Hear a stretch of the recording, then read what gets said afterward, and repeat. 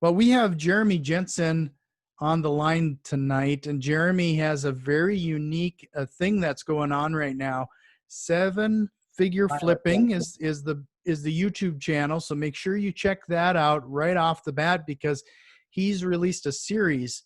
He's done the crazy thing. So that's the first thing I think we have in common, Jeremy. I mean, I already called you Jeremy. We were just talking about that, so it's all good. Well, first, that's your brother. The first thing is that we have in common, Tyler, is that you and I are a little crazy to do 4 flips in 7 days. And you videotaped it, which is talking about showing your warts. But everybody, make sure you start things off here by jumping over and subscribing to his YouTube channel, 7 Figure Flipping. But thank you for joining us here, Jeremy. Let's start things off from the insane concept of doing this project.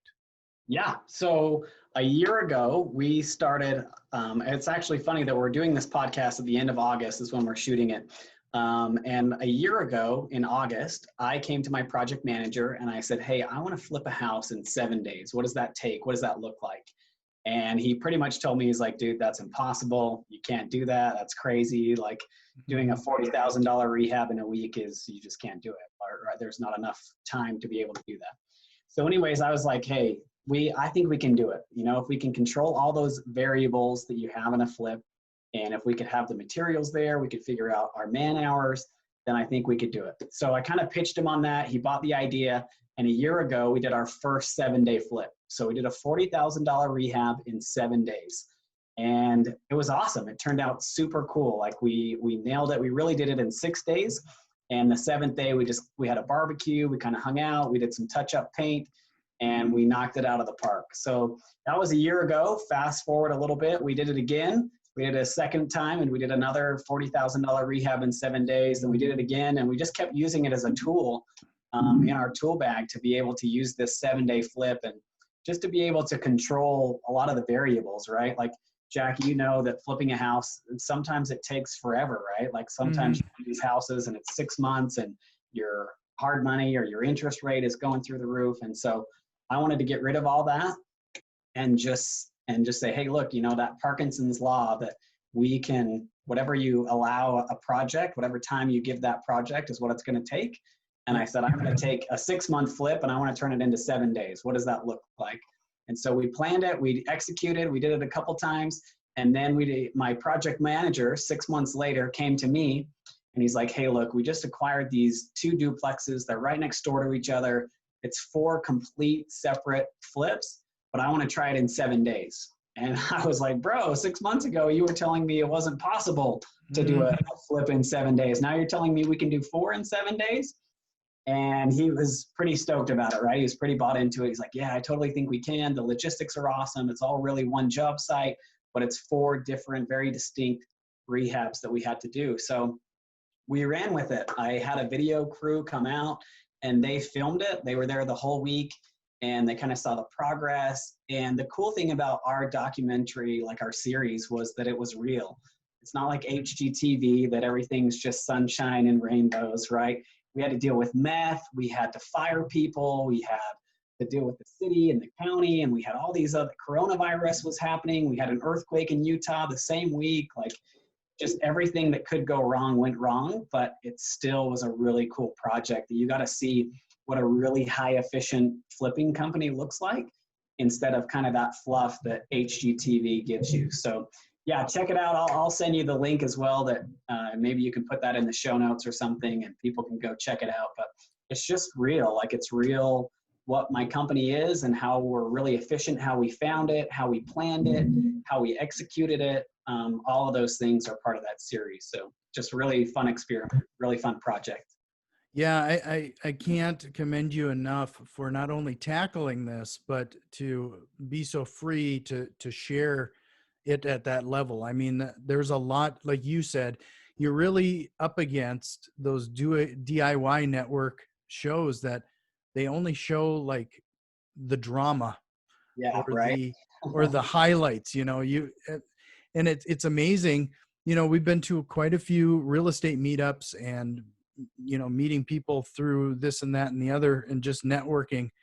they Right. think that they can, you're doing it in 7 days, but as far as they're coming to this thinking that they can do it in 30 minutes or less, thanks Yeah. to these shows. And Yeah, totally. I think it needs to be a bit more realistic.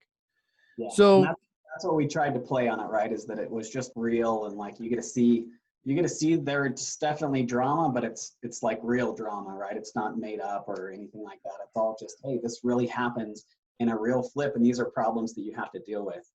So meth, and we had to change a furnace that we weren't planning on, and just a lot of that stuff that you just don't mhm, see in kind of those shows. So we open it up and we kind of let people see what it's really like flipping houses. right, right.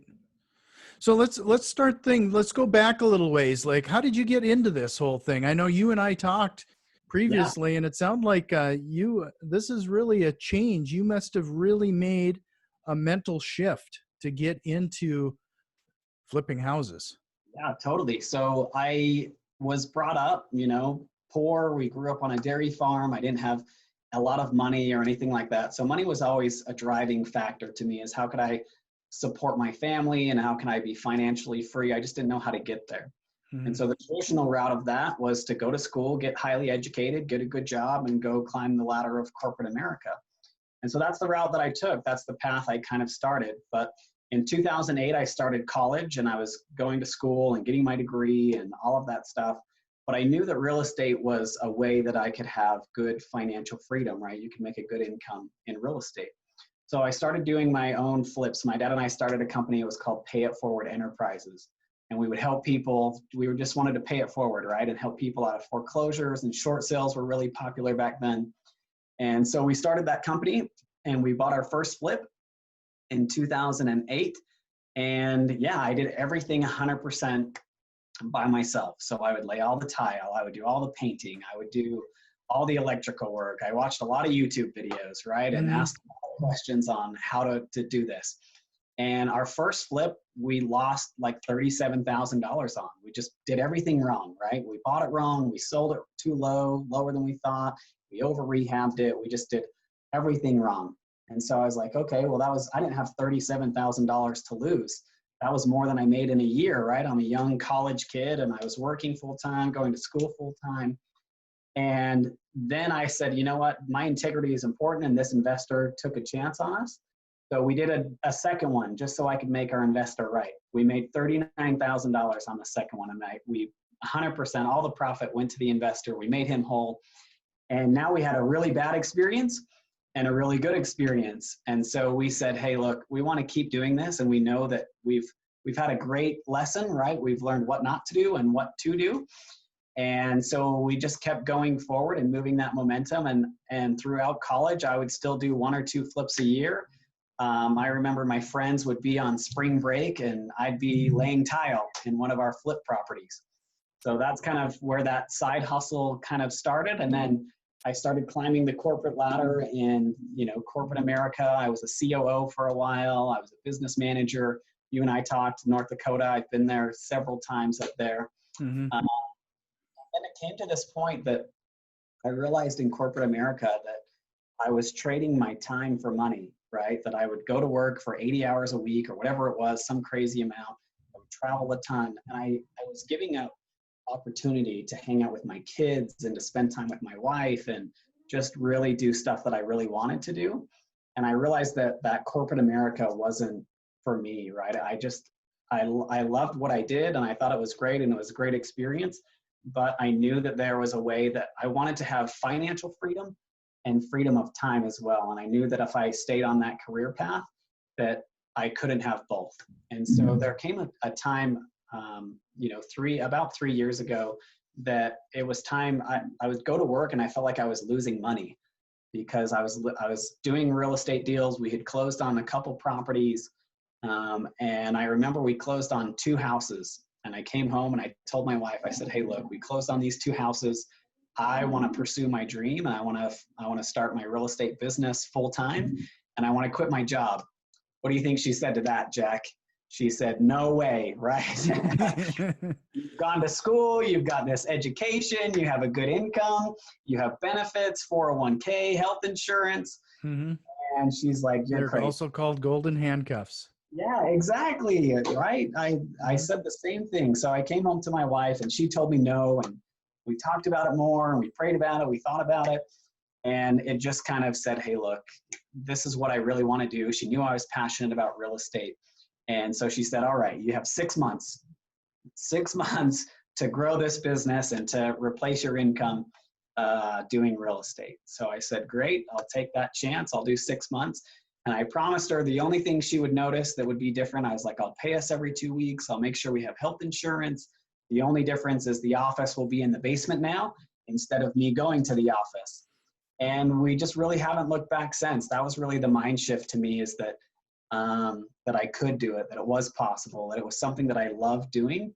And now my business is really good. We're on track to flip 40 houses this year, and I just have a lot of people that are working for us, and just kind of that really good transition that I have a lot of freedom now, and I get to hang out with my kids and all sorts of cool stuff. So we have, in my family, we call it Fun Friday. So every Friday I do something fun I have 3 boys, and every Friday we do something fun. They get out of school early on Fridays, and so I get to go hang out with them. I turn off my phone and we have fun Fridays, and I couldn't have done that on that same career path that I was taking. Yeah, the money was good and the titles were good, and I was a young COO. I did all those cool things, but it wasn't what I really wanted. I had to go back and realize what my why was, Mhm. what drove me to be successful, and that was it. It's hanging out with my kids and with my family, Sure. creating financial freedom. So that was a Wow. long That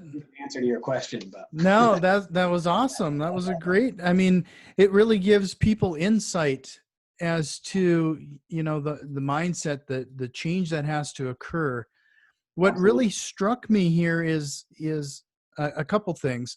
One is that early on you really set some sort of time frame that you're meeting, like whether in this case your wife might have set this time frame saying you have 6 months, but it sounds like you're doing that even with your flipping. Do you find that as one of your strategies, that you set a kind of a tight time frame and saying, we chatted before the show that if you give something, allocate a certain amount of time, you're going to spend it.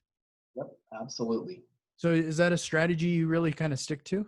Yeah, for sure. So, and Jack, you can attest to this as well, but I believe there's 3 pillars in flipping a house that you have to control or else you'll lose money. And those are time, which we'll talk about. How you have to control the time of your flip, right? If it takes 6 months or a year to flip a house, like I was doing before, a lot of my profit was going to my investors.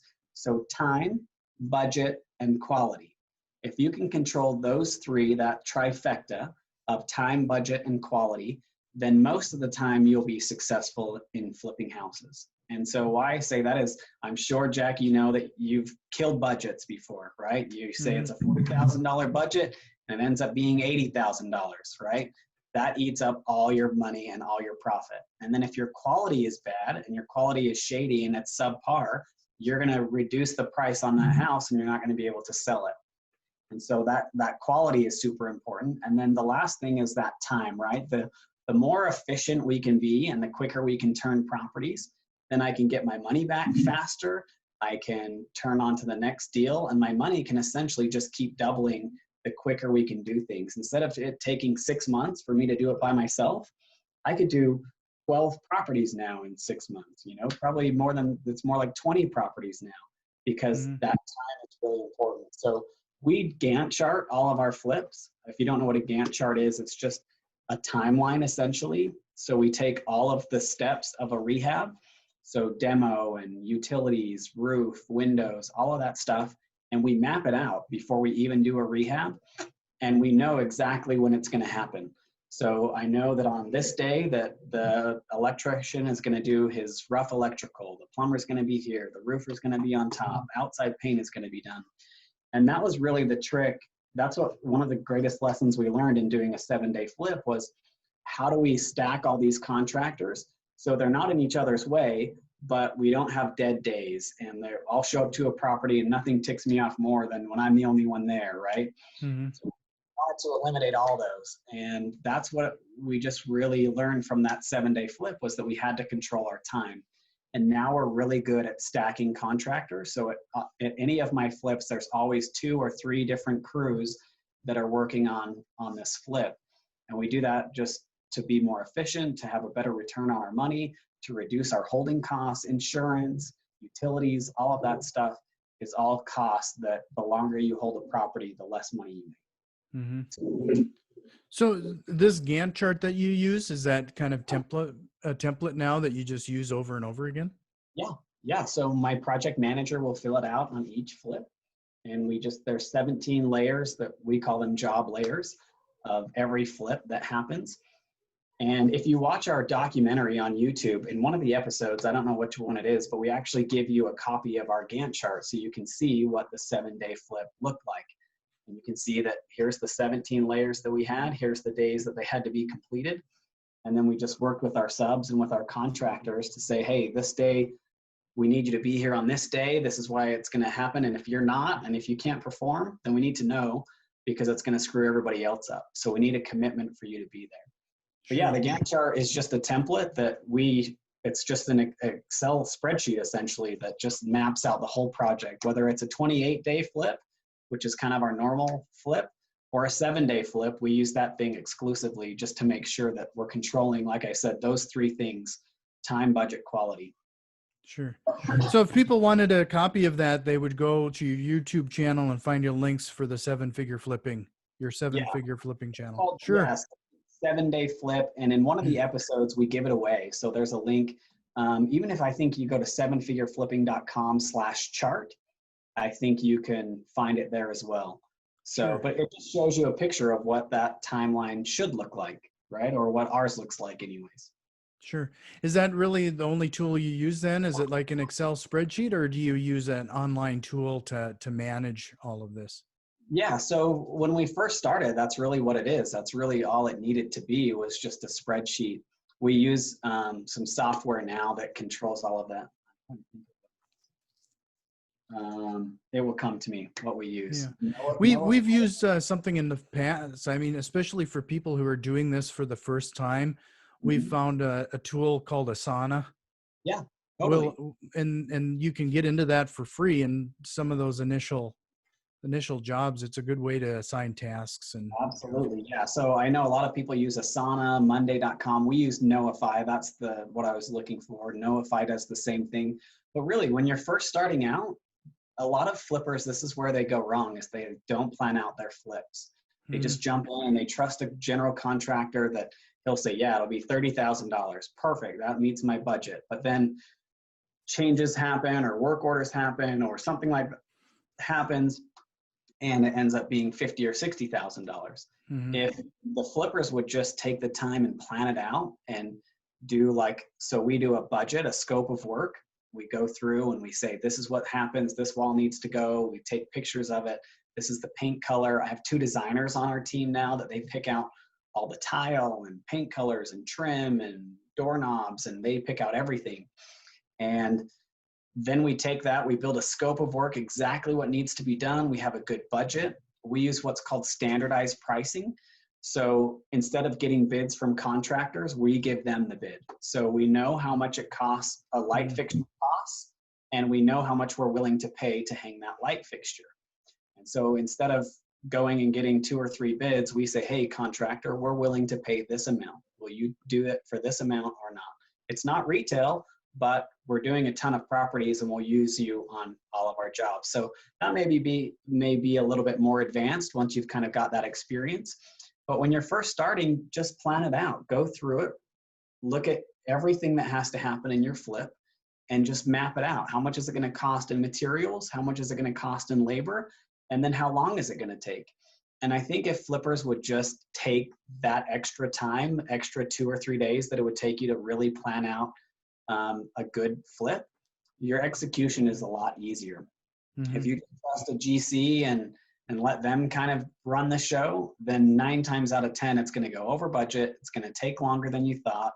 The quality is going to be poor, and you're just going to get frustrated.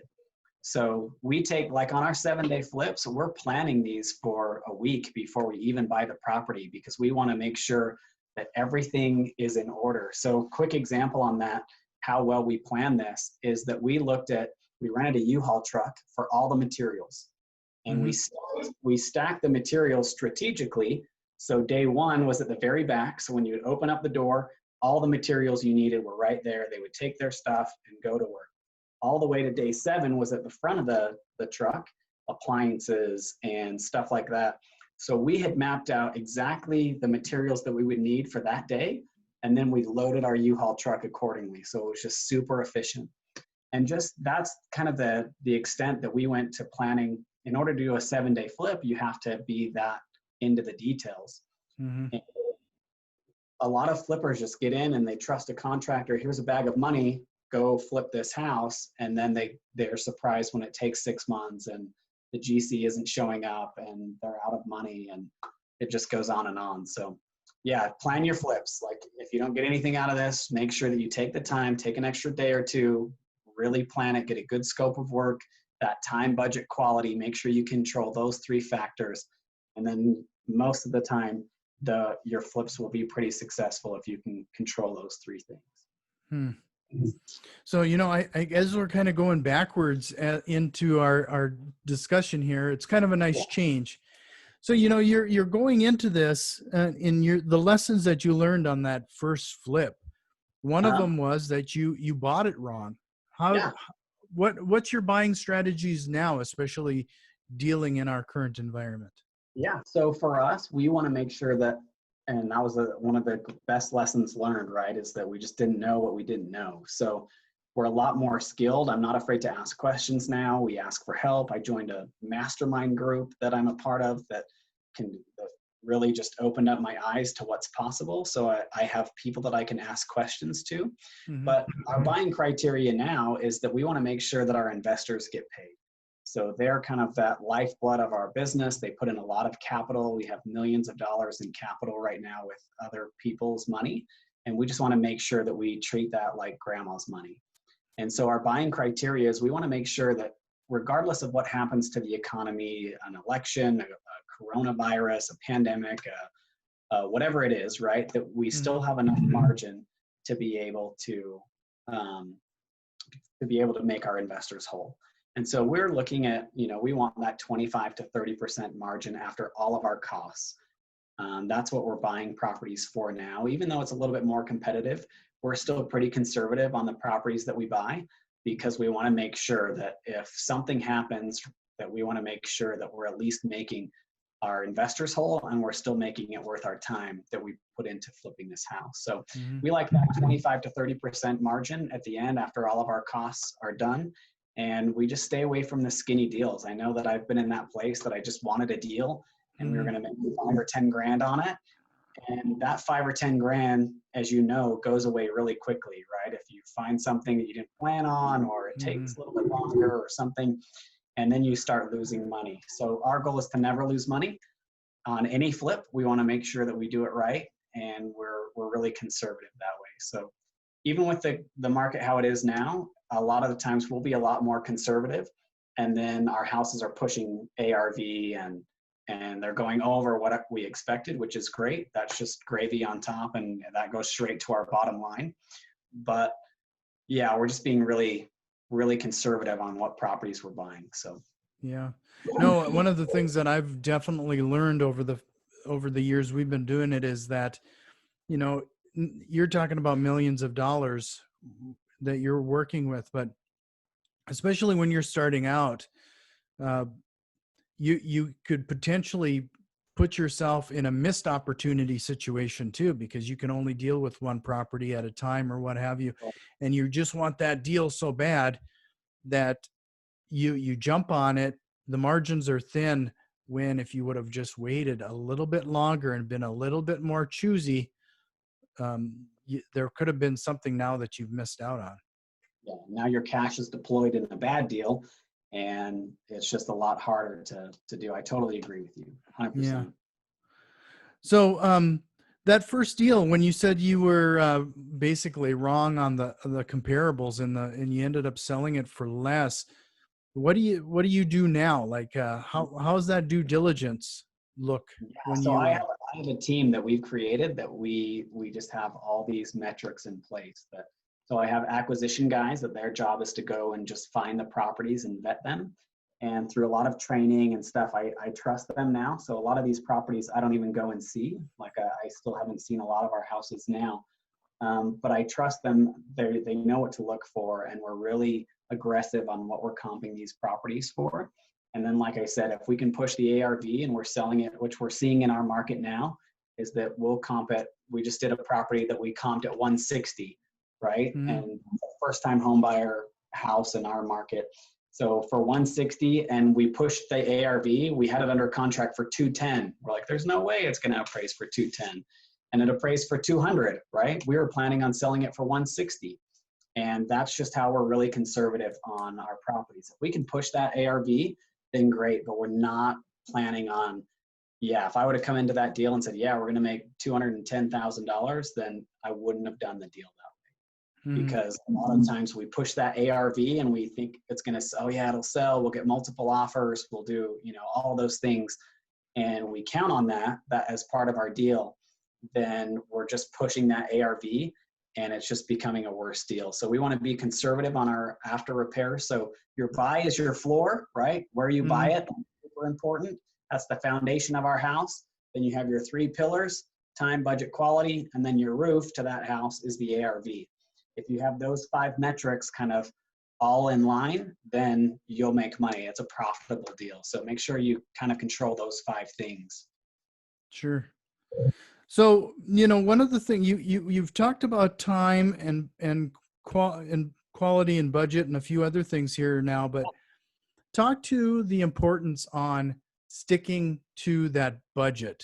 You and I, we chatted before the call about how our personal strategy has changed a lot regarding this, but talk to that. I mean, we've already alluded to the concept of, we call it rehab creep. I mean, things can get away from you really fast, and it will nickel and dime you to no profit. Yeah. How do you keep that budget in line? Yeah, so it's really putting accountability on my project manager and onto our contractor. So, and then we have to make those tough decisions, right? We want that pushback from our contractor. Well, do you want this accent wall or do you want tile in the kitchen instead of laminate, right? Like those are kind of the things that we'll trade back and forth for. But it's just really setting that high expectation up front with our contractors, right? Here is the budget. And it's having that standardized pricing that we use, that we already know that, yeah, you're going to be profitable on this. This is a fair price for you. That way we can go in and I can say, okay, I know that we pay $110 to install a door just in labor. And I'm like $73 on a door frame, right? So you know that I'm $180 per door. So if I can go through and I can count every door and I can say, okay, 180 doors or $180 times 10 doors, I know that I'm $1,800 in doors. And that helps us a ton because we already know what that cost is. And so that helps us a lot to just control our budget. That we're not guessing, we're not changing anything like that. We say, hey, this is what it is.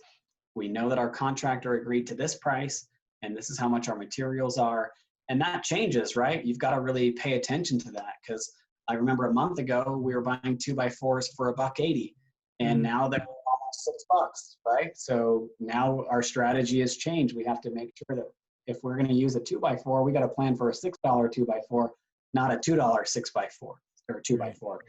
So that's really important, is just knowing your numbers. If you're a first time flipper and you're flipping a house, go and spend a couple hours at Home Depot and just really get a good understanding of pricing and costing and work with the pro desk or whatever it is and take notes. I remember on my first couple flips, I spent 3 or 4 hours just writing down SKUs. And this was before, they had it online and you could check it out that way. I would just go and handwrite, okay, this is how much a kitchen faucet is. And this is how much a doorknob is. And this is how much all of that is. So then I would have a general idea of what it should cost. And then I would go ask those contractors, well, how much are you going to charge me? Oh, it's $300 for a sink faucet. Okay, well, can you do it for $200? Yeah, we'll do it for $200 because you'll give us 4 houses or whatever, right? And so we would just negotiate that with the contractors. But really important, if you're just starting flipping houses, you kind of need to know you're a construction company. So you need to understand kind of those construction costs. And that's what we do to try and avoid that rehab creep, is that we're making decisions that we know are going to sell the house and that are going to add value. And we're taking away a lot of those ones that we don't feel like will add value. So kitchen and master bath, we spend the money there, right? We're doing one or two, we call them wow factors. We want an accent wall. We want a nice mantle on a fireplace.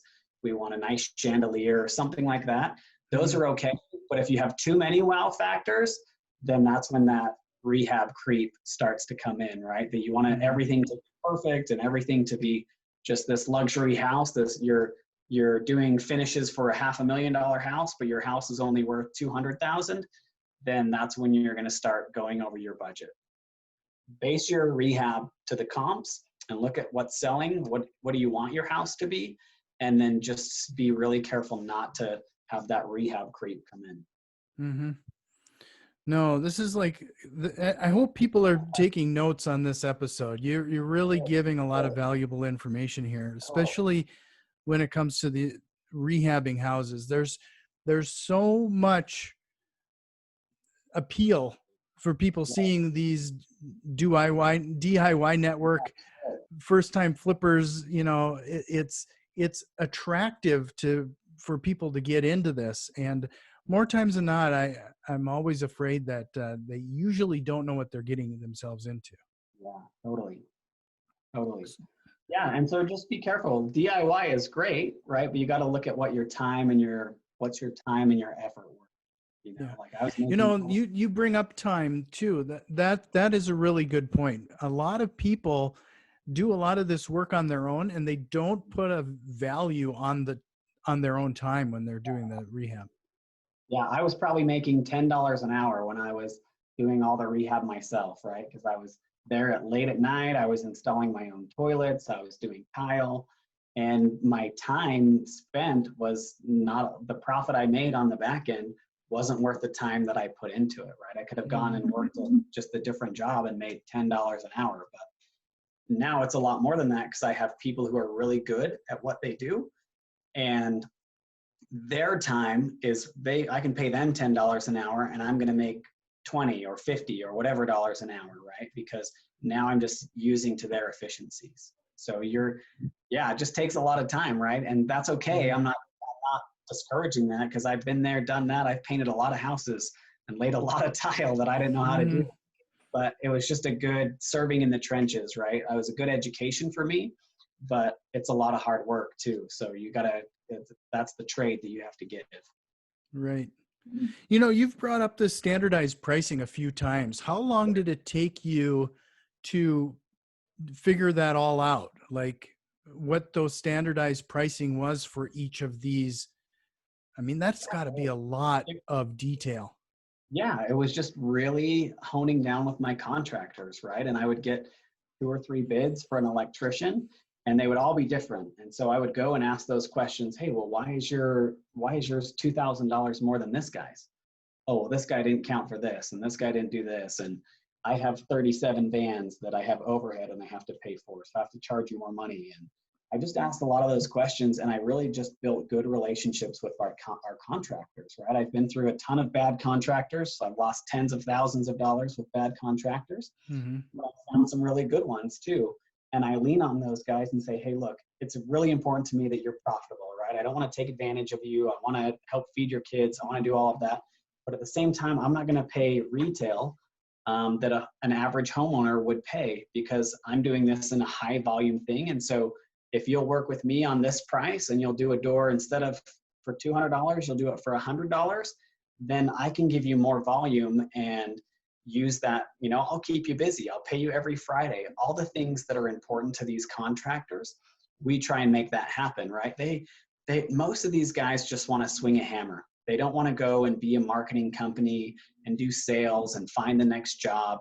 They just like being craftsmen. And so we said, hey, look, we'll make sure that you always have a job that will pay you every Friday. We'll make it really easy to work with us. We're awesome to work with.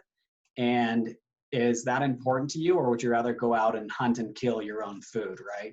And a lot of these guys would say, yeah, you know what, I'll take a little bit less, because you're going to help us out. And I know that you're going to pay us, and I know that you're going to do what you say you're going to do. And we've just built that really cool relationship. So that's the first key, is to build a good rapport and a good relationship with your subs or your GCs. And then that second step is don't be afraid to ask, right? Like, I didn't understand, well, why do we have to do it this way? How much is it? Why are you charging me $50 for a can light? Well, this is why. Okay, well, if I buy the can light at Home Depot for $12, could we do it for 40 instead of 50, right?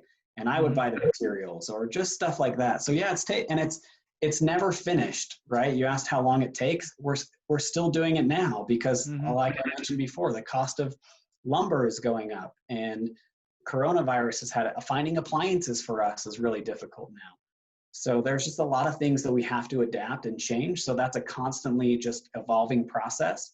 But I have really good people that I trust that are giving me good feedback, that they're saying, hey, look, materials are going up, so we got to charge a little bit more, but this is going down. Tile's easy. We bought this pallet at a clearance sale, and we can charge you less for that pallet. So just a lot of that stuff. It's always changing, but it's really good to know where we're at and how much things like that are costing us. So just paying good bookkeeping, right, is a part of that, and just good relationships, and don't be afraid to ask questions. Yeah, it's always amazing too. Like people, I don't know if there's that's a mindset thing too. Just asking those questions. A lot of people are out there they're more than willing to give that information to help you out.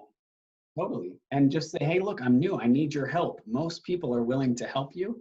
And just say, hey, well, I don't understand your bid. Like, tell me why you're charging me $50 a can. Does it cost that much? Like, what's your profit? Are you making $45 in profit? Like, I'm okay with paying that. If $50 is a fair rate, then great. I want to pay you that $50, but I just want to know why. How did you come up with your numbers?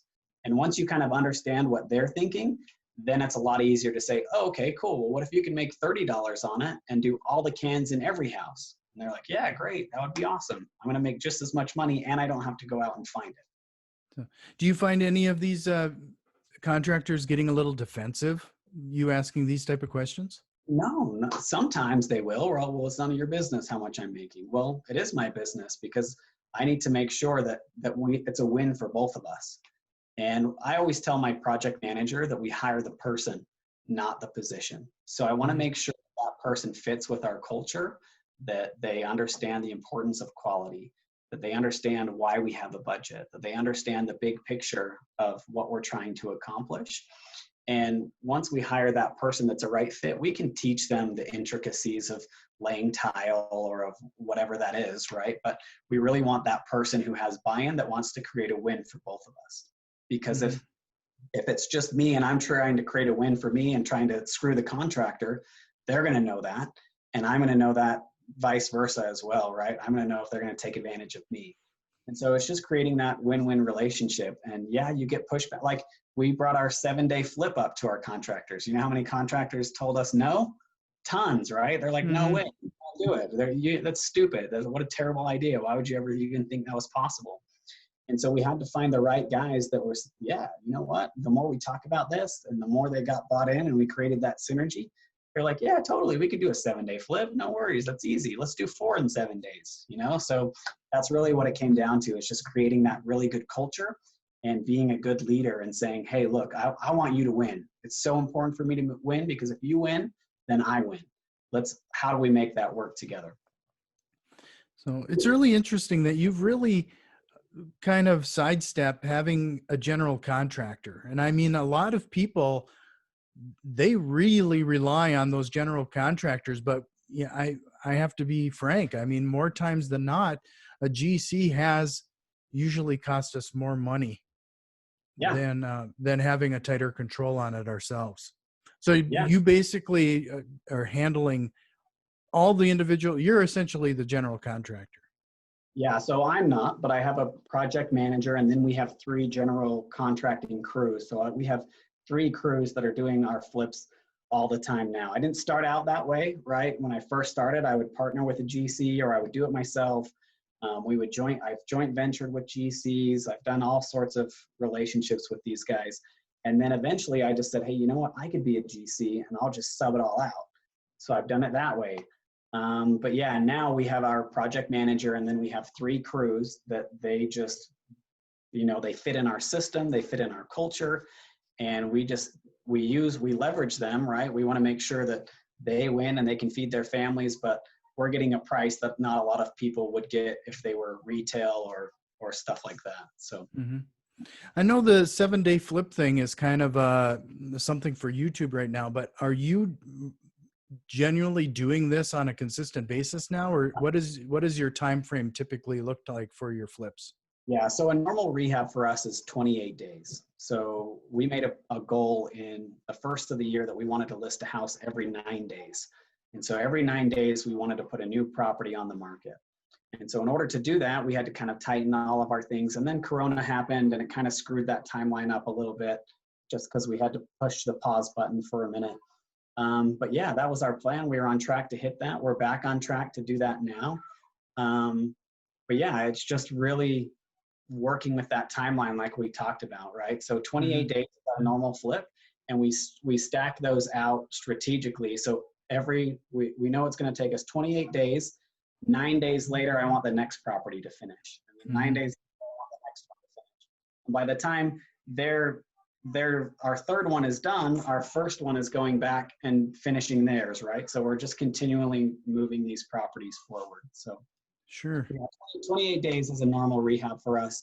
Sometimes, depending on the scope of work, it takes a little bit longer than that, but we like to be in and out of these properties as quick as we can.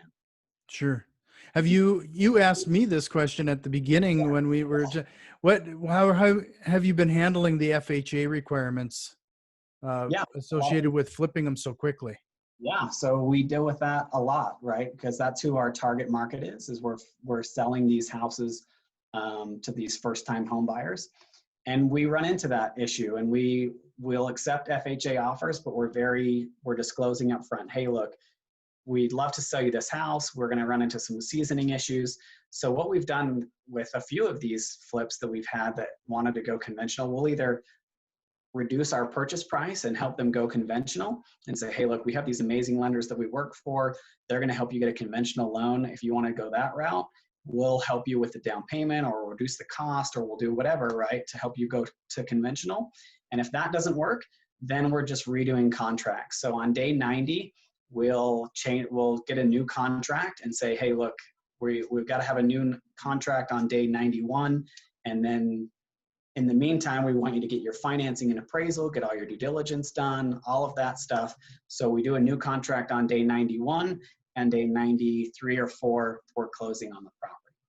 So we still work with those kind of, there's a lot of options that we can give to our buyers, but we just want to make it a win for them. And we're saying, hey, look, we flipped this house really fast, but know that it's going to take us a little bit of time to close. We're giving you a great house. It's an awesome property, and we want to make it right with you. Just know you got to be a little patient with us. So most people are great with that. So. No, well, I warned you. I typically told you that we talk for like 30 minutes and we're closing in on like that hour. I warned you.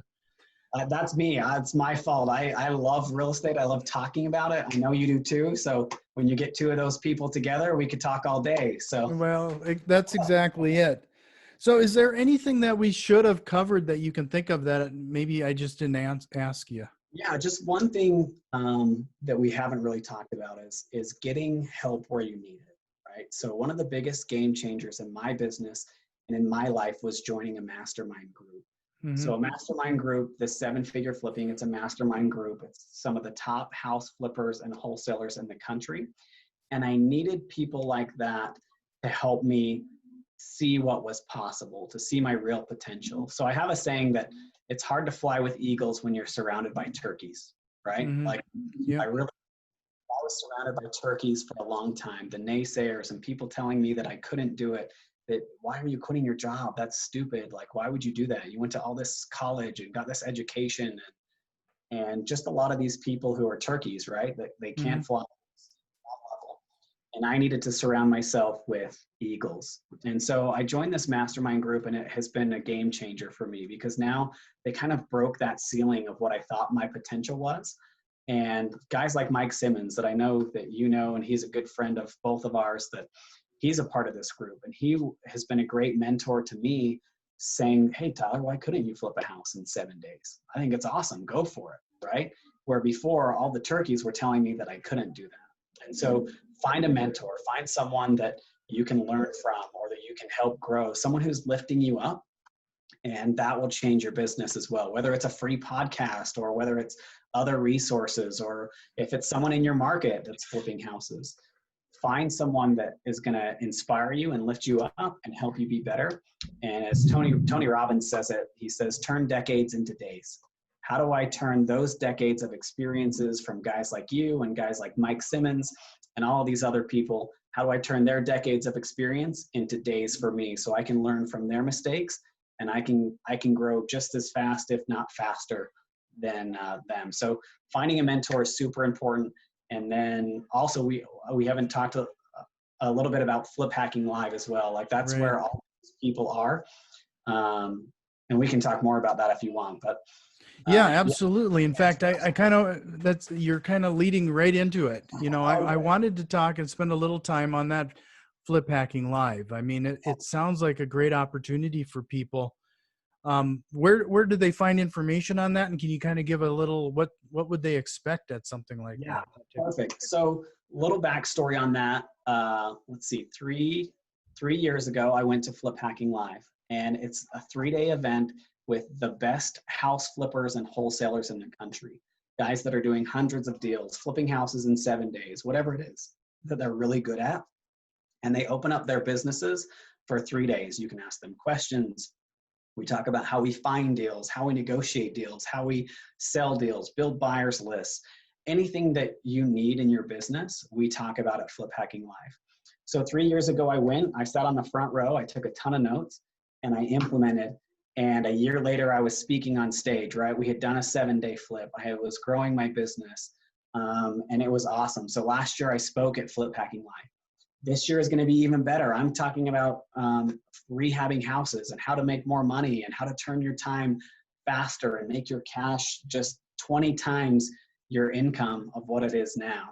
And all of those cool things happen at Flip Hacking Live. So maybe I'll send you the link as well, Jack, and you can maybe put it in the show notes. But It's October 15th through the 18th, and it's an incredible event. Bill Allen is a great friend of mine. He runs the whole thing. He brings in just powerful speakers. Jocko Willink was there last year. Walter Bond, he's the #1 motivational speaker in the country right now. He was there last year.